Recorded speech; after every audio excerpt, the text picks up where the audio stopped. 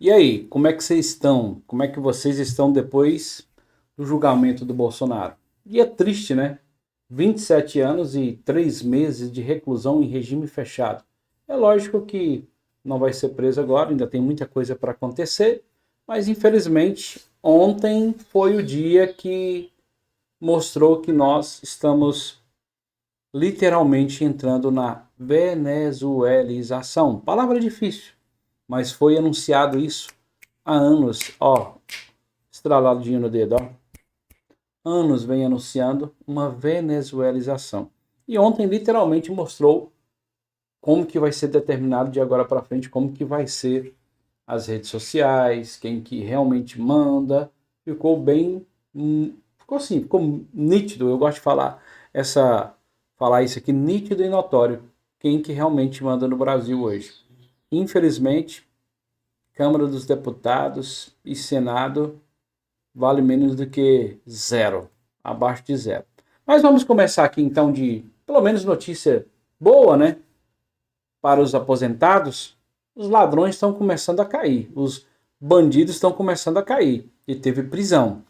Prisão hoje de pelo menos dois. E estão aí com as buscas e apreensões para prender muito mais gente.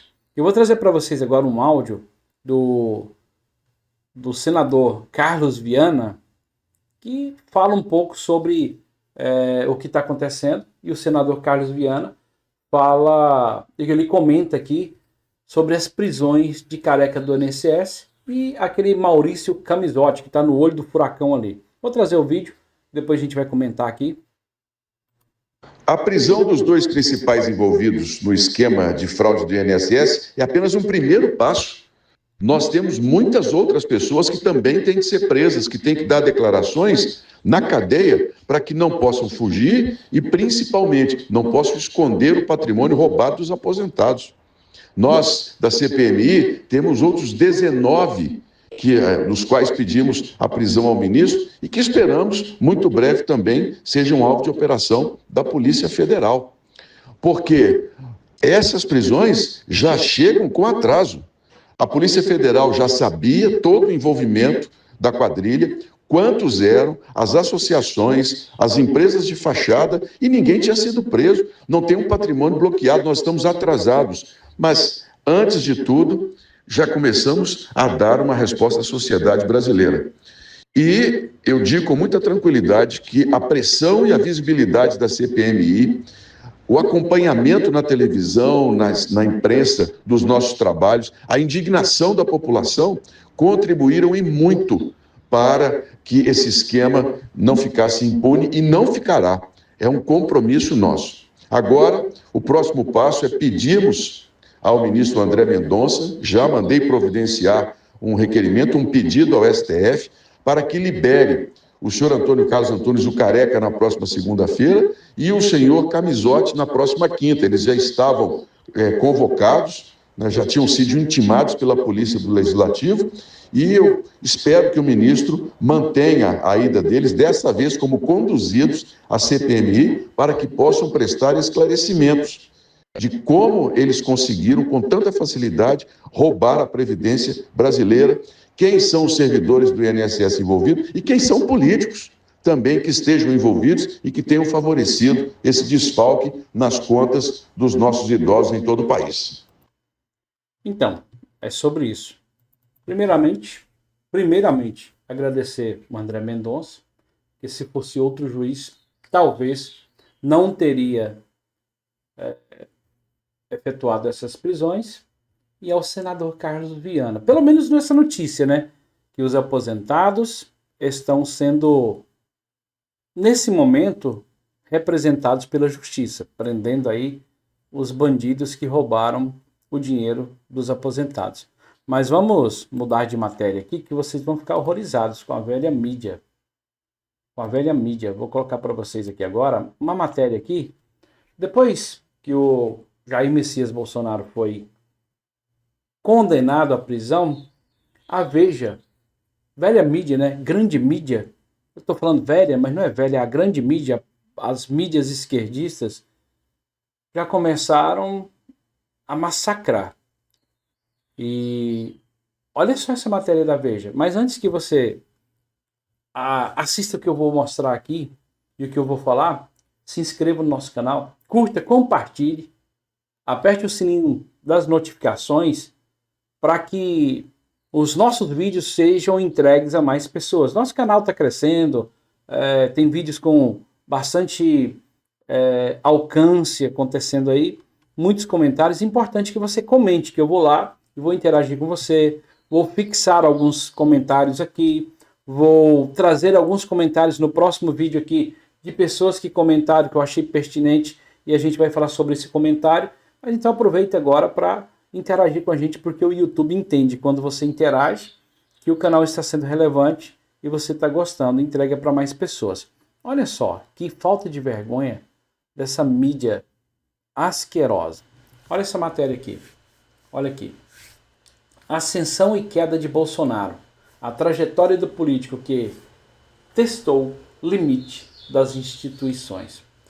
A matéria aqui diz o seguinte: Jair Bolsonaro nunca teve apreço pela democracia. Começa assim. Eu não vou ler tudo não, porque é asqueroso demais e não faz sentido. Aí fala só essa parte aqui que eu vou ler para vocês. Ó. Militar reformado, este sempre defendeu a ditadura durante 40 anos, quase 40 anos de carreira. Na década de 1990, quando já exibia seus pendores autoritários. A matéria começa por aí. Não vou nem ler toda, tá? Para que você não fique com seu estômago embrulhado com a mídia esquerdista que existe. E é assim, algo surreal. Algo surreal. O que restou da mídia no Brasil.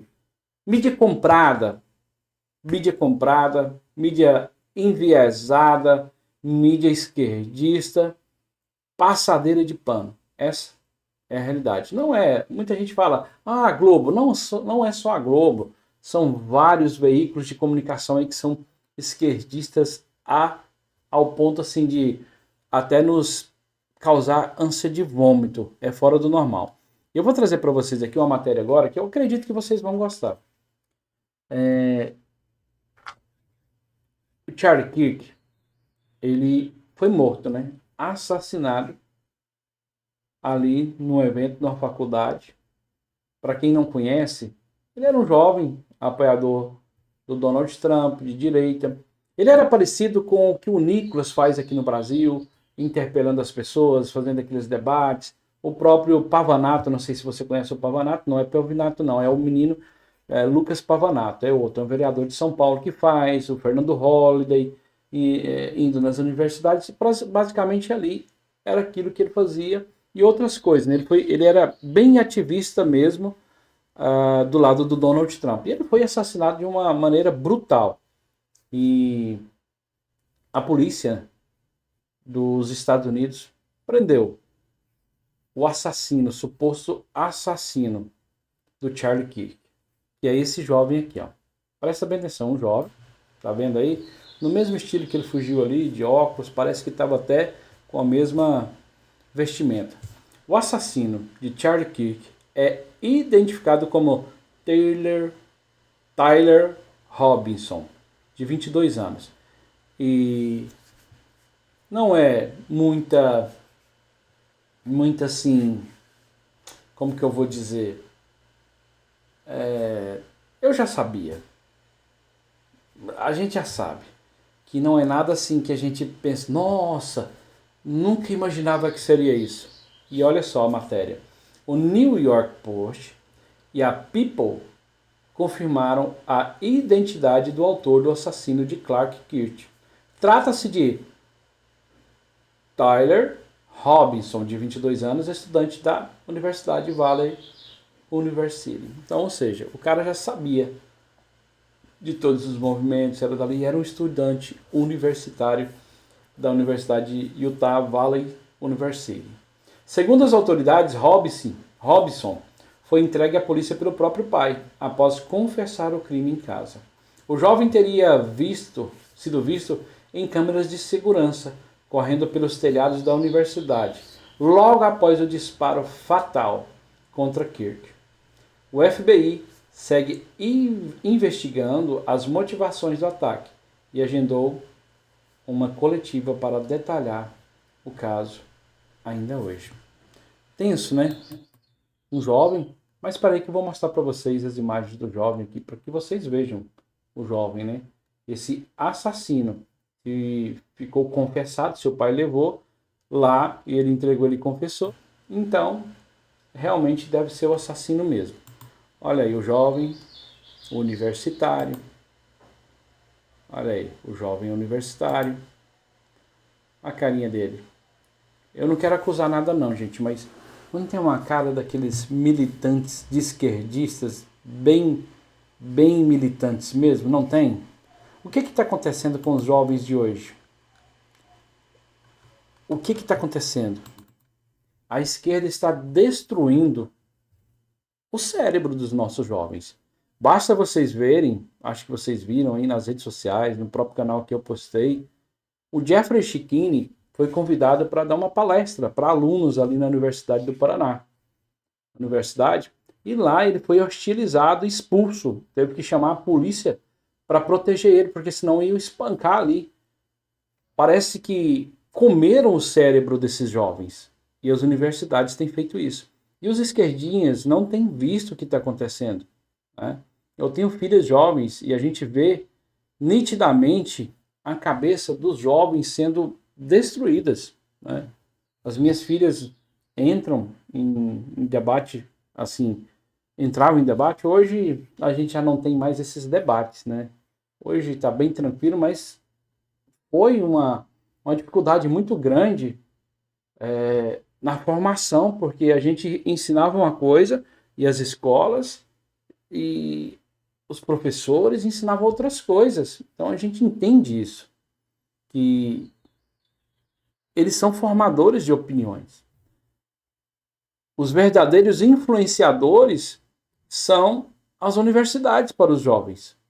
E quando se fala mandar um jovem para a universidade, a gente fica com medo, né? Eu tenho uma filha cursando Direito, né, na faculdade particular. Mesmo nas faculdades particulares, hoje, tem muita gente que é doutrinada, porque muitos professores vieram já doutrinados das faculdades, das universidades públicas. Então a gente tem visto isso. Para terminar, né, para a gente não ficar longo o nosso vídeo, pelo menos uma notícia boa, né? A gente sabe que Jair Messias Bolsonaro agora, nesse exato momento, está passando por muitas dificuldades. Deixa eu só voltar aqui um pouquinho e mostrar para vocês aqui, ó, a matéria aqui, né? Do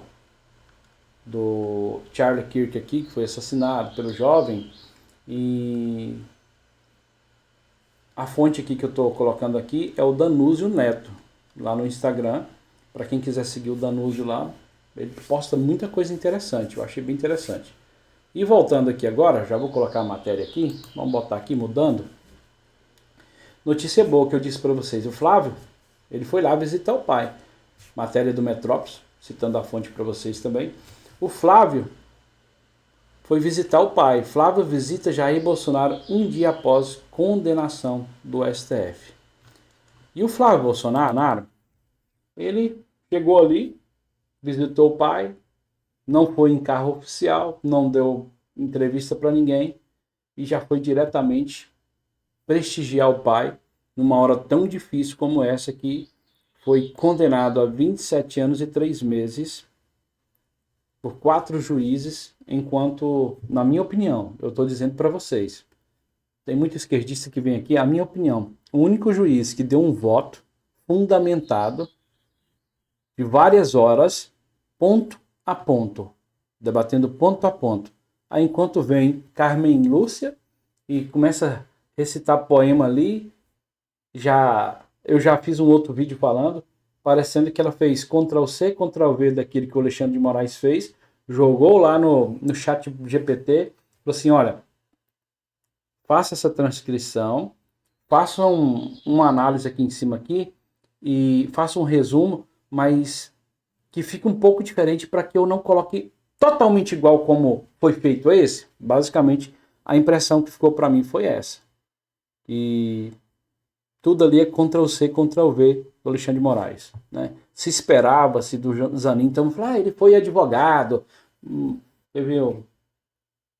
Teve gente que falou comigo aí, mas ele é advogado, ele passou por tudo isso aqui, ele não é tão petista, ele é advogado, ele nem gosta do PT. E aí a gente vem e vê que o Cristiano Zanin é um cara totalmente alinhado com o STF e do sistema. Então, o que eu posso dizer para você? Tá tudo dominado. Tá tudo dominado. Só vai passar aquilo que a esquerda quer. A direita pode esquecer, a não ser que tenha algo totalmente diferente aí, o Senado se revolte, a Câmara se revolte e fale, não, nós estamos sendo cerceados, nós não estamos valendo mais nada e fazer alguma coisa. Caso contrário, olha, existem dois poderes que estão totalmente alinhados, é praticamente um só, é o judiciário e o executivo. Só. Fora isso, Senado, Câmara não tem um alinhamento, porque colocaram dois líderes ali que são totalmente alinhados também com o STF e o governo federal. Mota a gente já sabe, Alcolumbre a gente já sabe, Pacheco que estava lá, esse povo a gente sabe, Lira, por mais que a gente sabe que esse povo nunca fez nada. Então, infelizmente, os líderes de Câmara e Senado ficam ali, mas não valem muita coisa não. Deus abençoe você, espero que tenha gostado do nosso vídeo. Já digo para você, se você ficou até o final, curta, comente, compartilhe. Hoje eu não fiz aquela pergunta básica, de onde você está me vendo? Para você colocar, eu acho bem legal quando a pessoa coloca, eu sou de Minas, eu sou de tal cidade. Aí eu acho bem legal isso. Se você ficou até o final, coloca para mim nos comentários, Denis, eu estou te assistindo de tal estado, de tal cidade. Tem gente que me assiste até fora do país, né? Então coloca aí, estou te assistindo de tal lugar. Estou gostando ou não estou gostando, coloque nos comentários, tá bom? Deus abençoe você e até o próximo vídeo.